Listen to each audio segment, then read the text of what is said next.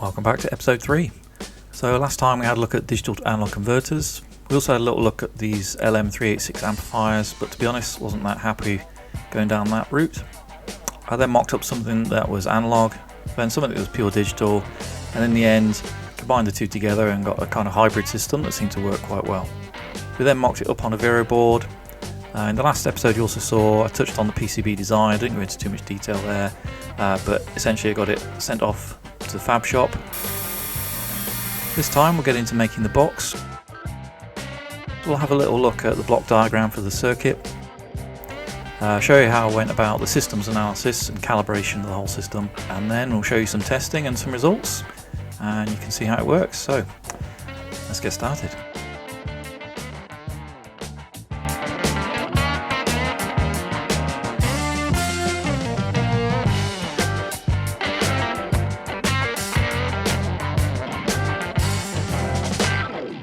Okay, so because this is an electrical project, just a couple of things just to make clear.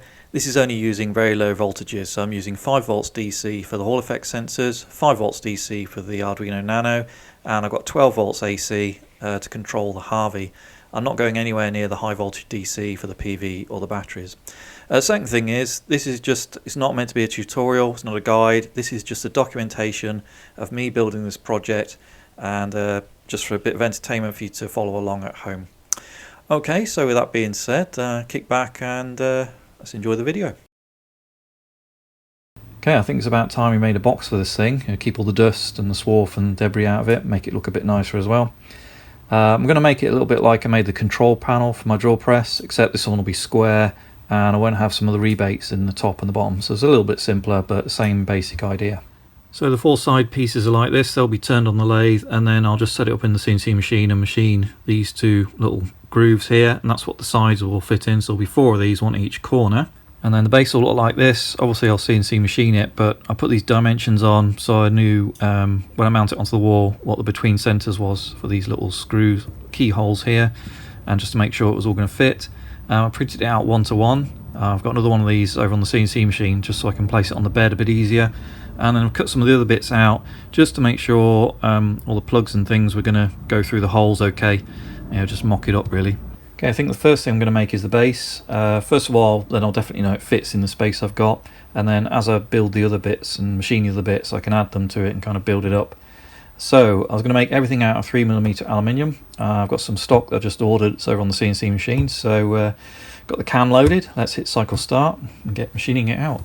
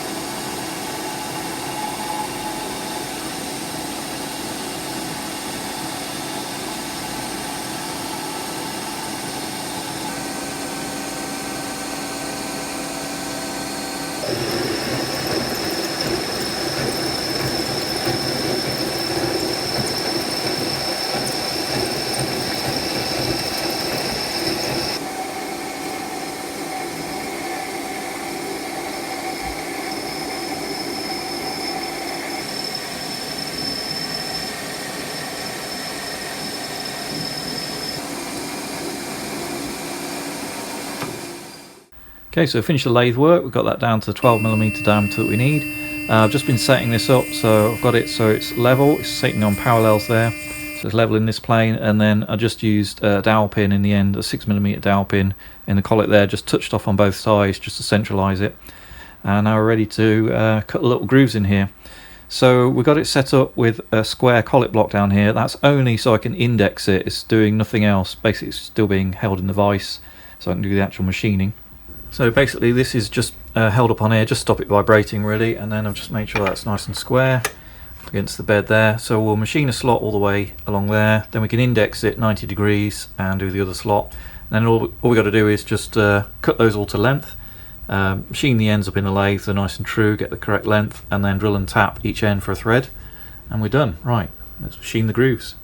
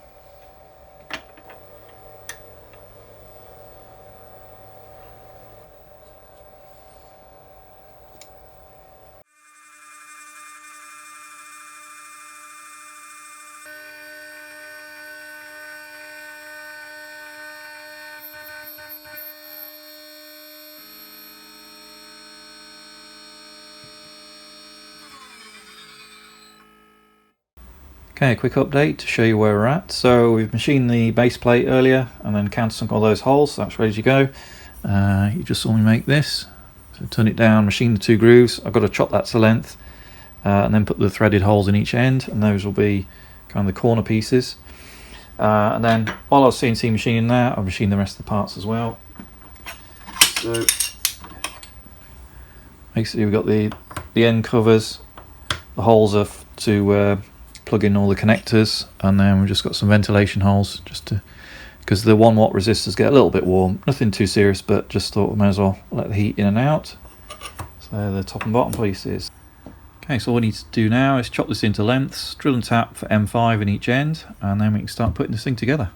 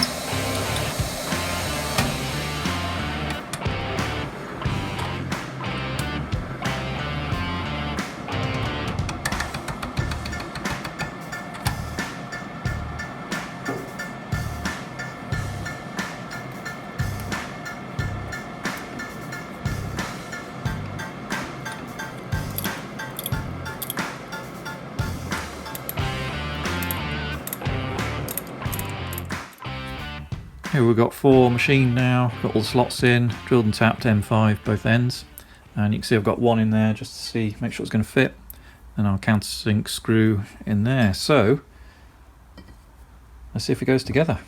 So I think probably the best thing is to get each one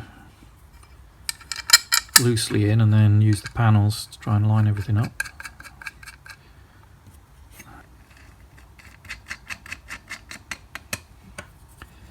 And the last one.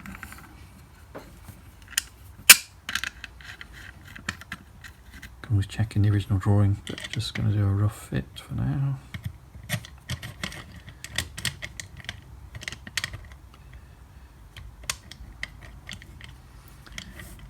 Now I did leave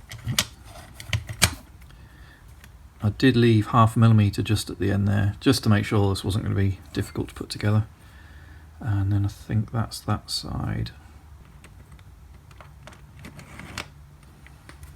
That way.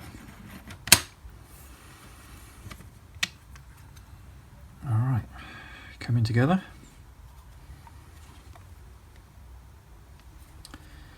So I think what we'll do now, we'll get the standoffs. Actually, I've got this backwards, haven't I? Just thinking about it.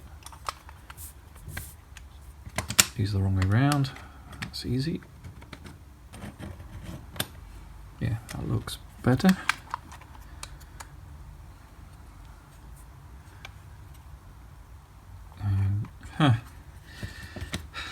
Now these are backwards.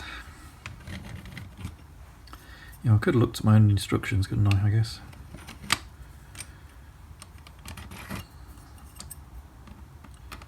Yeah, that's better. Right, third time. Okay, I like that. Alright, so I think what we'll do next, we'll just put the standoffs in, they're little nylon, I think they're M3, and then we need to make the lid.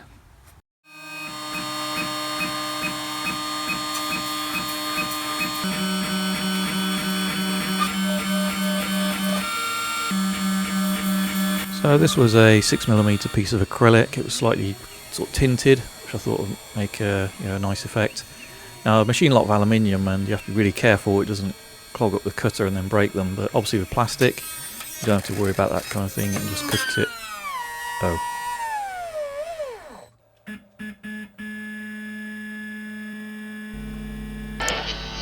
Yeah, I guess I should have used tabs on that or machined the whole thing away, so turn it into dust. But anyway, so took that cutter out, put a new one in, and then we were off to the races again.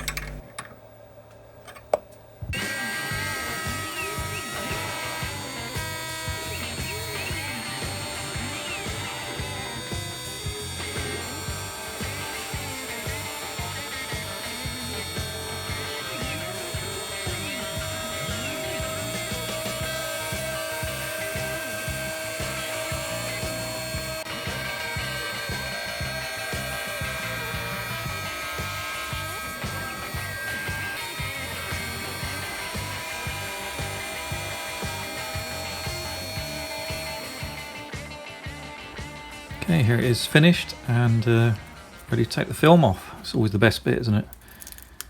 Let's see what we got. So it should be slightly opaque or slightly tinted, however you want to think about it. Alright. There it is before all the dust gets attracted to it.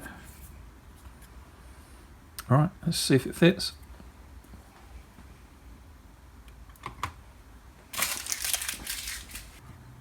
You probably noticed I went ahead and put the little standoffs in there already for the circuit board.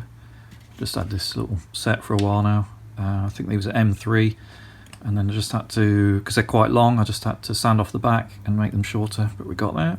So let's put the lid on. I won't put them all the way in because I think next thing to do will be to get the circuit board, drop it in, and mark up the holes on the wall, and actually get it mounted. Apart from looking quite nice, I think, yeah, hopefully it'll look quite nice. The other thing is, although we've got access here to put your fingers in for the reset and to adjust the trimmer pots and the screw terminals down there, you need to be able to see the lights, because there's a light at the top, one LED at the top for the PV system, the photovoltaic panel system, and that flashes and varies in brightness to tell you what the solar panels are doing, and then there's another LED at the bottom, and that's the same thing but for the battery, so you need to be able to see those. I just thought it looked quite nice and kind of glow behind and give you the idea about what's going on. So as mentioned a bit earlier in the video, we've got the ventilation holes because those 1 watt resistors get slightly warm. I just thought I may as well give them a little bit of ventilation. This will be the slot where the wires come in. There'll be 4 small cables that go in, the ones that go off to the Harvi. So you've got kind of plus and minus notionally, or you can have them either way around depending which way the current appears to be flowing compared to how it should be flowing. So you can swap those around. So there's a pair for the photovoltaic and then a pair of small cables for the battery. Then these are the 2 power supplies that go in, the AC power supplies. I've got 2 of those for now. Maybe ultimately I could get away with 1, but we'll get into that another time. But I've got 2 for that, and then the USB cable comes through there that powers the Nano. Then on this side we've just got the two jacks, the inputs there for the DC CT clamps, so they go into there, and then just got the vent hole at the top as well. That's kind of it. Then we've got our little keyholes just so we can mount it on the wall. That looks alright. Pleased with that.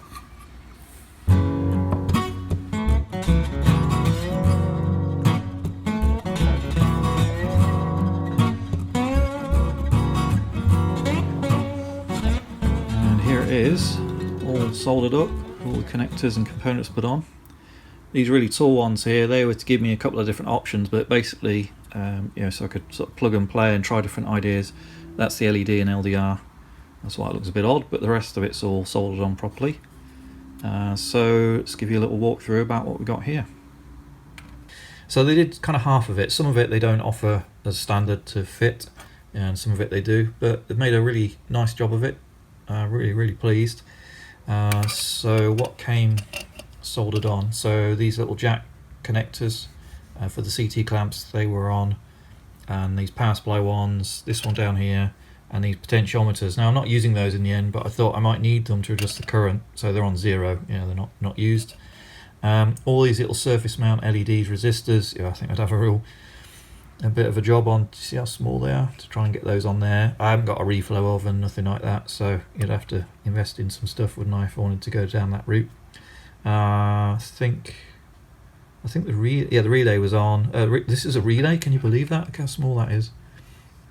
That's the relay that does the switching to change the polarity for the battery if it's charging or not charging. And the diode was on as well. So amazing, all the silk screening, all that different detail. There's a ground plane on there, you might be able to see, don't know if it's easy to see, but it's kind of outlined like that. So the kind of high sensitivity side over this side, I put a ground plane in just in case, don't know if it's needed or not, and then the high power current stuff over this side I didn't bother, so that's fine. That's kind of isolates that half of the circuit from there onwards. That's independent of this one, so like electrically not connected. Now, I'm not an electronics expert. I had to work really hard to get to this point, to get it to work, and teach myself how to use that easy EDA software to draw it up and then get all the connections and make sure I'd ordered all the right parts. It was going to go together. So I'm really pleased with myself that I managed to get this far, that's for sure. If you are an electronics expert, you probably see a few things you're not very happy with. Really using an LED to control an LDR to vary the resistance is probably not the best idea. I tried loads of different things. As soon as you start interfering with this current that goes into the Harvi, trying to do something, artificially create it, whatever, I just couldn't get anything to work. It just, it's got to emulate a CT clamp, a proper AC one. And this one, putting a little bit of resistance in the way seemed to be the best way to do it, or that I could find anyway.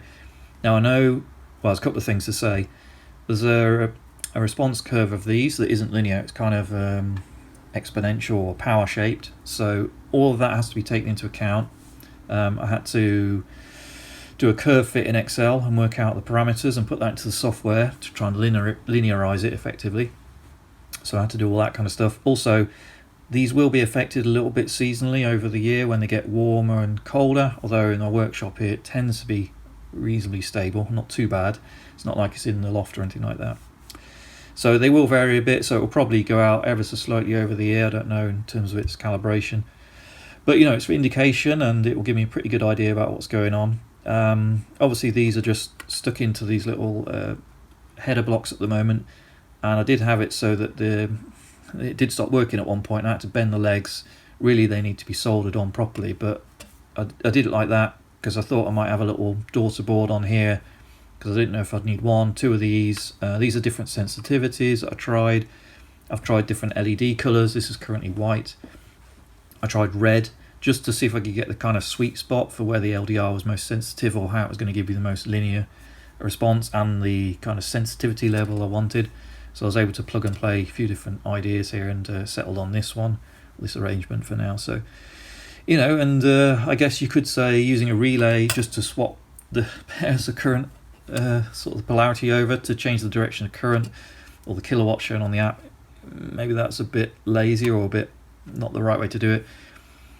I don't know, maybe there's some H-bridge type arrangements you have on stepper motors. Maybe that could have worked, but you know, any interfering with the AC current through here, anything that puts too much resistance in, you know, I've already had to have very, very low resistances to drop that voltage down. Anything that messes around with it too much and the whole thing just stops working. So yeah, I know, but it does seem to work, and for now that's working really well. So that's kind of it. That's kind of what we got, and yeah, really pleased with it.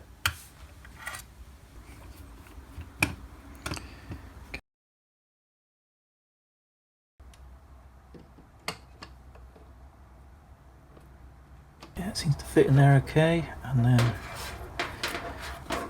now I don't know if it was completely proven or not, but I got my two 12-volt AC power supplies, and I'm sure, because I've been taking these on and off a lot, I'm sure occasionally the current direction would reverse, so it's showing power going into the panels, let's say, and then another time I'd put it back together, it was going the other way. So I suspect these are wired up, because it's AC, it's an AC transformer, I think they're wired up just arbitrarily in terms of the phase that comes out, because I guess it doesn't really matter, because they know you're going to rectify it. Well, I'm not, but usually you'd be rectifying that. So I've just marked one with tape, just so I get them the same way around every time, and then I haven't got to keep swapping the two wires over there to get the polarity I want. So that one is the supply for the panels.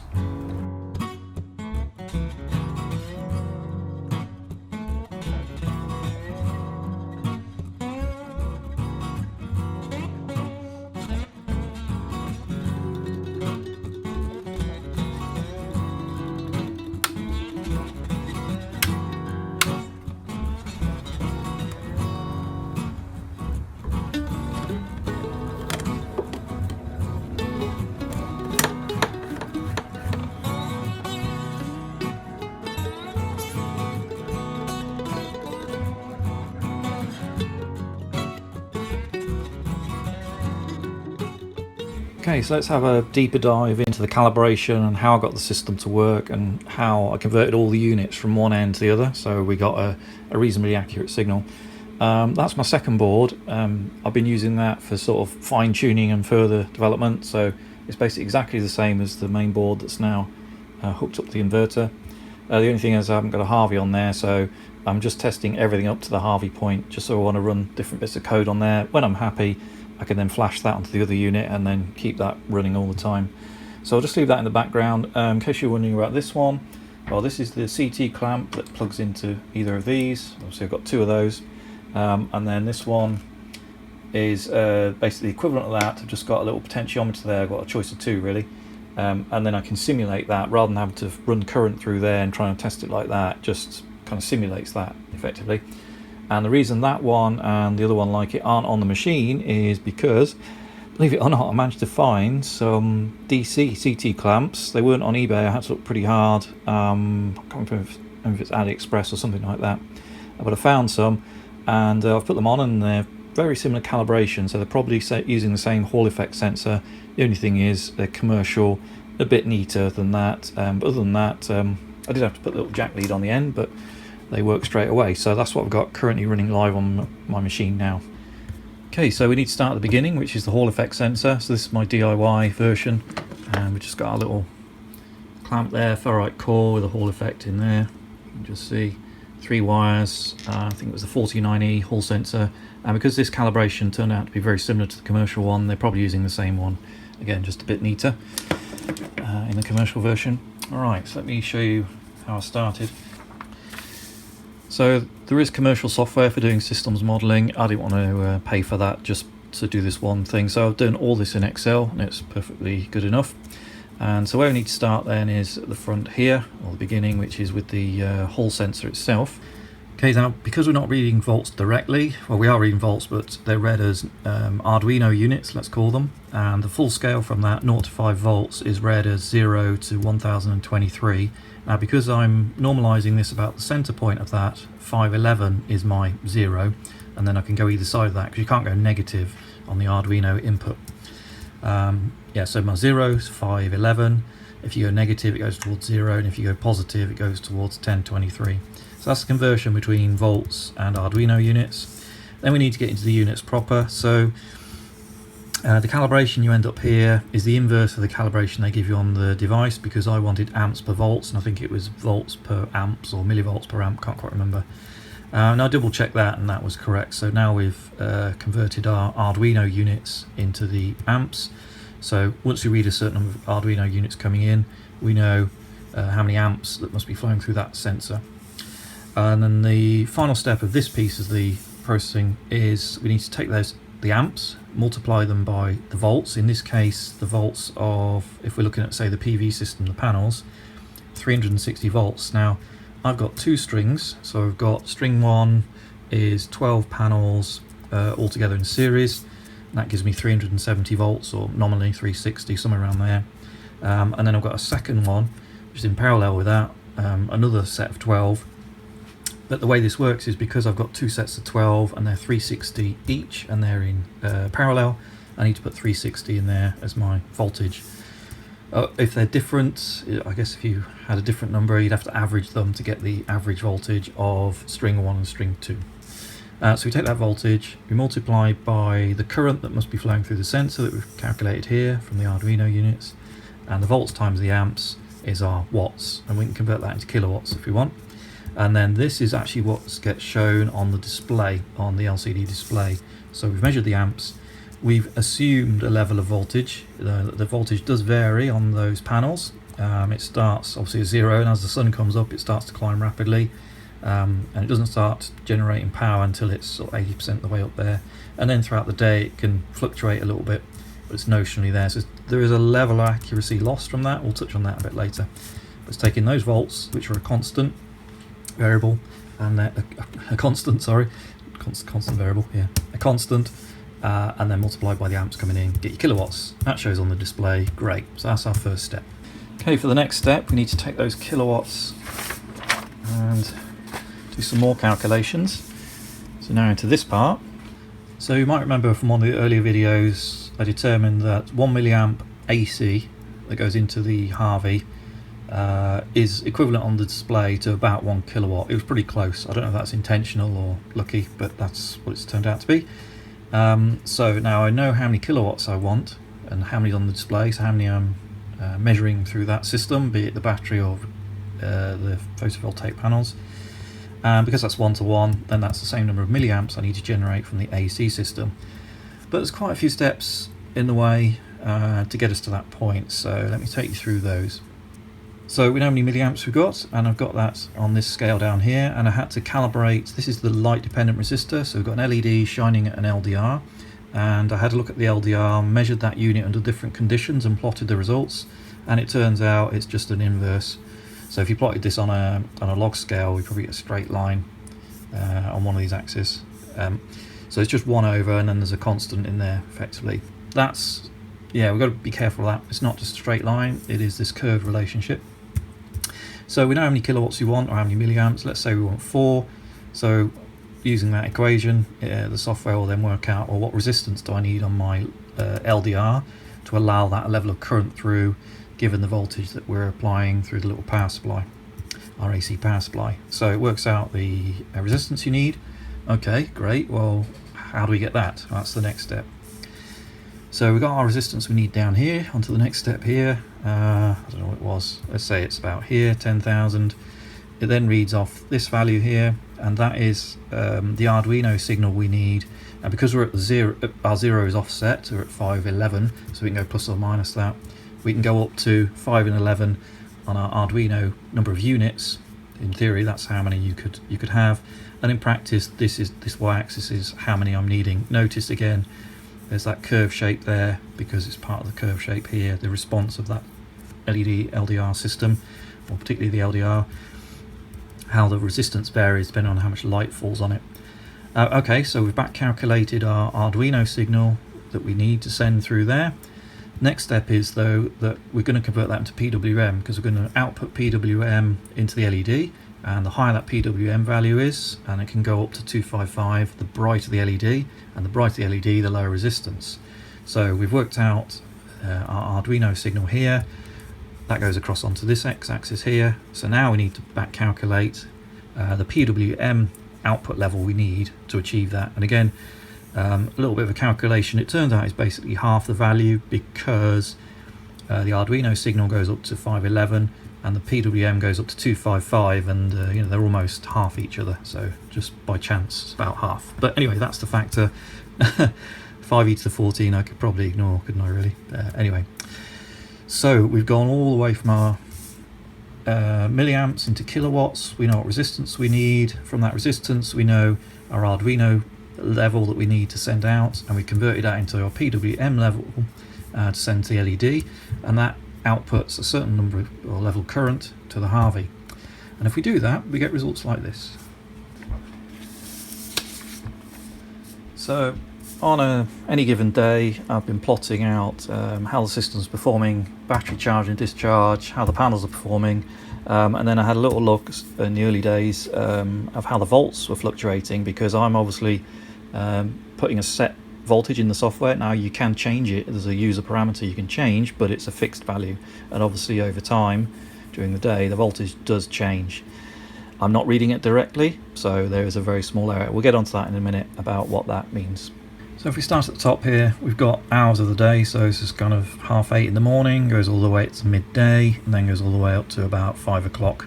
So that was a normal day, and this was on 24th of July earlier this year. Yeah, just a typical day, and this is what was happening. So anything above 0, it's the battery is discharging, and anything below, it's charging. So there's our 0 point there, and you can see the two lines I've got here, the actual output, that's what I'm calling off the Fox ESS app. Now it doesn't update that quickly, it's every 5 minutes, but it's the value it was telling me at that given time. And then the dotted one is the value that was appearing on the app, on the Myenergi app, with my faked value output from the circuit. So we're looking for those to be pretty similar, and as you can see, when the levels are quite low, the app is quite a way out, sort of following, but not great. It's sort of there. And then if we look at the panels, similar story. It's sort of following at the low kilowatts, so below 1 kilowatt, where again there are some limitations when you get down to a couple hundred watts. We'll get into that again in a minute. There's a few caveats we've got to go through here.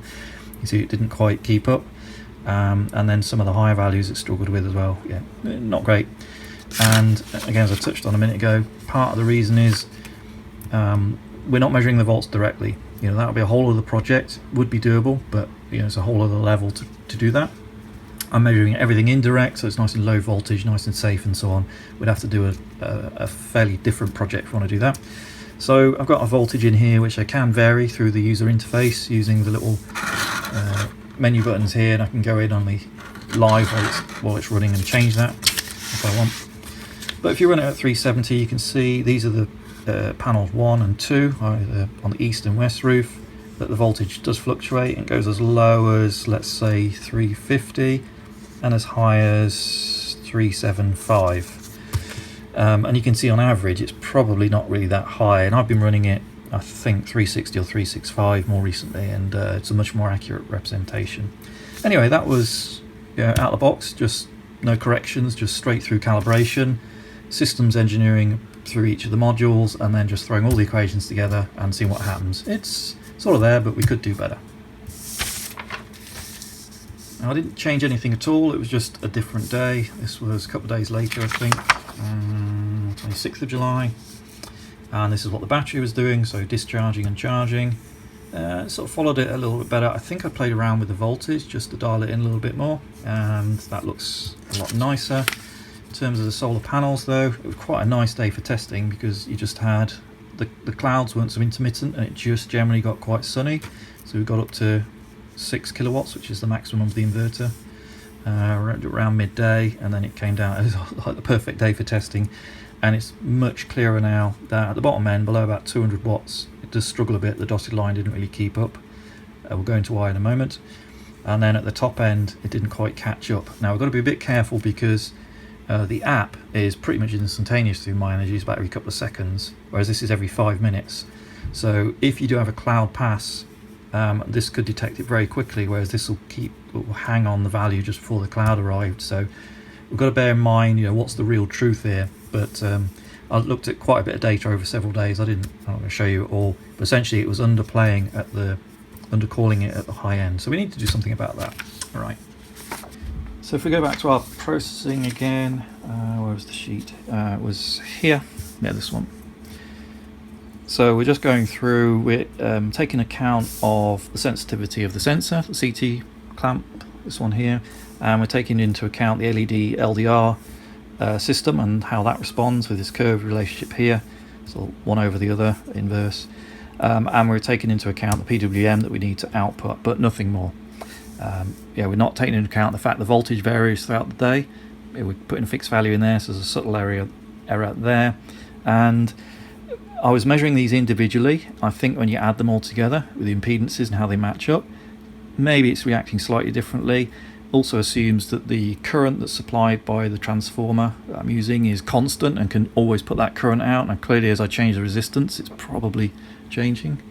So when we looked at this diagram earlier, you'll notice here we've got this compensation in. So what I ended up doing was, as soon as we've calculated how many milliamps we want, which is proportional to how many kilowatts we want, make some adjustment depending on where that is, kind of a compensation curve, and feed that back in and then play that through the system and into the Harvi. So what did that look like? Well, that is over here. So what we need is something like this. So this is the compensation curve. So what we've got plotted down here is the real kilowatts, and then the kilowatts we need to calculate to make that real kilowatts happen and appear on the display. So if you look there, that's our 1-to-1, that's our dotted line, the ideal response, which it isn't quite achieving. It's not far off. So 7 is 7, 4 is 4, 2, 1, exactly the same. And you can see there's a number of curves on here, and these are the corrections or the possible ways it could be corrected. So I played around with this and ended up with this second order polynomial, so you hopefully can see there. So it has a couple of terms. One is the squared term, the negative in this case, and one is the linear scalar term there, and then there's just a constant at the end. That will be just related to any offset on the y-axis. So these two terms are the two terms you can play around with in the menu in here.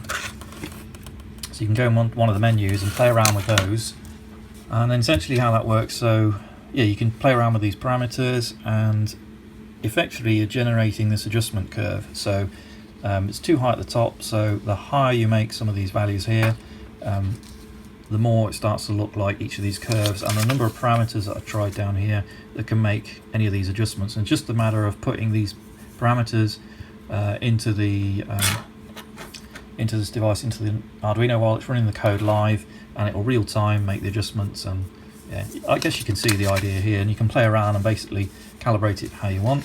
So that sorts the top end out, but you do need to adjust the polynomial values, the squared one and the linear one, to get the exact one you want. And what I tended to find is the squared one is good for adjusting the high end. So if it's under or over at the high end, that's a good one to adjust.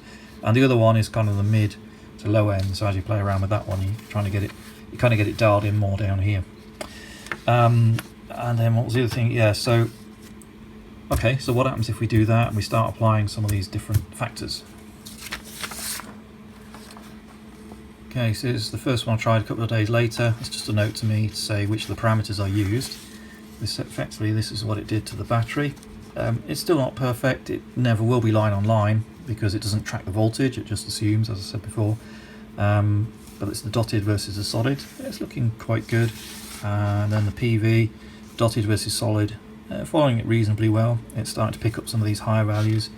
Again, you've got to be a little bit careful. You know, if a cloud goes by and I take a reading on the app, the Myenergi app, you get the instant reading, but the Fox app might be a few minutes behind when the sun was shining, so you get kind of an artificial lag. So it's starting to become a little bit hard to know which is the true value. But anyway, that was those values there, and then tried some more values. Now I'll just put those, we'll get onto that table in a minute, I'll just show you exactly what they were. And here's the battery tracking. Again, doesn't always catch everything, and here I think it's one of those where, you know, if you do something like turn the kettle on or demand something, so this is the discharge, and you suddenly demand it, it'll appear on the Myenergi app within about 2 seconds, whereas the Fox might even kind of miss it. I'm sure it gets added to the total for the end of the day in terms of kilowatt hours, but it's a bit slow to respond. So given that that one was okay and the rest are okay, I suspect actually arguably the app one that I've created is a little bit more accurate. But anyway, that's what we've got. And then for the panels, again looking quite good. You can play around with this, but the more you try and get it absolutely correct at the high end, it misses a bit at the low. So that's what I've been running for quite some time now, and generally pretty pleased with it. It will never be 100% matching because it isn't tracking enough parameters, but it's pretty good. And then if we look down here, alright, so this is our little table here for the calibration. So the top row is the PV, the photovoltaic panels, and what we needed there, and the bottom one is for the battery. The first one is the calibration for the sensor. Now the factory one was about 48 amps per volt on the data sheet. I had to trim that down ever so slightly because again I'm not reading the voltage from the panels, the 370 volts, or the battery, which are 160 volts. I'm not reading that, I'm just putting a constant in, and it always multiplies by that same constant. So to get the kilowatts about right to come out of that system, I had to just slightly change that. Again, I'm not tracking the volts real time, that would be a whole other project. And then these two are the two parameters for the second order polynomial. So this is the first value and the second one, and you'll notice how different they are between the two different systems. That's because there are some standard values I've put in there, which are kind of a typical or average of what it probably should be, and then these are some very small deltas that are multiplied by these factors just to try to fine tune it away from that curve that's there. And it is specific to the LED LDR combination, so basically you're tuning it to allow for variation in LED LDR performance as a system, and they're handmade and they have a tolerance, they're in heat shrink, you know, so you have to dial them in, and then yeah, it works fine. So we'll try and do something brave, which is a bit of a live demo. Try to get both in shot. So it's a bit of an overcast day today. It is very humid, but it's very overcast. It's not that bright. The battery is at 7100, 504, jumping around. And there's a little bit of stabilisation in my software, so it's coming out about 550, yeah, 540. Hopefully you can see the top line there. And the batteries aren't doing a huge amount. We're obviously not quite generating enough. In fact, we're draining the batteries 0 to 300, so we're pulling a little bit from what's on in the house. While we're over here, I'll just show you these DC CT clamps. So these are the new ones. I had to hunt for these because they're not readily available. I guess you don't tend to want to measure DC like this. Not to be confused with the AC clamp down there. That's just a regular CT. That's just on my live mains out there. That's the AC live. That was what I originally had on, and that was everything you could look at on the Myenergi app. You could just look at the AC out the inverter, which was a combination of battery and panels together, and you couldn't separate them. Now with these two DC CT clamps you can, and you'll notice around there, yeah, you've got 3, so they run off 5 volts. You've got 0, and then you've got your signal, same as mine. So I suspect they're using the 49E Hall effect sensor, just in a nice neat package. And then you may be able to see down there the calibration they give you. It's 2.5 because that's our center value, and it'll go up to 4 and down to 1, depending if the current's going either way. And then that's the slope or the sensitivity, 0.625. And this is amps per volt, and we wanted volts per amps. So when you turn that round, invert it, it comes out at 48. Or as I found, 40 to 42 is what I actually needed in the end. But hopefully it gives you the idea. Okay, so I hope you enjoyed this overview of the system. I'm already thinking to myself, could it be improved? And the answer is always. You can always make it better. We could improve that low end potentially with multiple ones of these, 2 or 3 of them, and then drive it with a higher PWM output, so we're not all down at that 0, 1 end. You know, that's kind of dodgy end, so we're up on the scale, so maybe we're at 3s and 4s and a bit more better resolution. So you put out a higher PWM and then you feed it through multiples of these, and that will bring the resistance back down again. So you put them all in series. So if you had 2, you double the PWM, double the resistance, so you've got the same current, but you got a little bit more sort of input sensitivity on or the output from that. So that should improve the low end if you went that route. As I said before, you could monitor the mains voltage directly, step it down, you know, then you're into monitoring high voltages, and there's a safety aspect. It can be done, I've seen it done. You want to make sure you've got a layer of isolation, and it's another layer. From my calculations, it's not really worth doing that for the mains. It's potentially worth doing it for for the panels and the battery, but again, you're dealing with very high voltages. You need a shunt in there. And then you can measure the voltage and current at the same time, and then you can shortcut the whole thing and you wouldn't need that at all. But ultimately you're going to put those okay, you're going to have drop down resistors, or you're going to have a DC-DC converter, you're going to have some isolation. There are specific chips, I think, that can do this for you.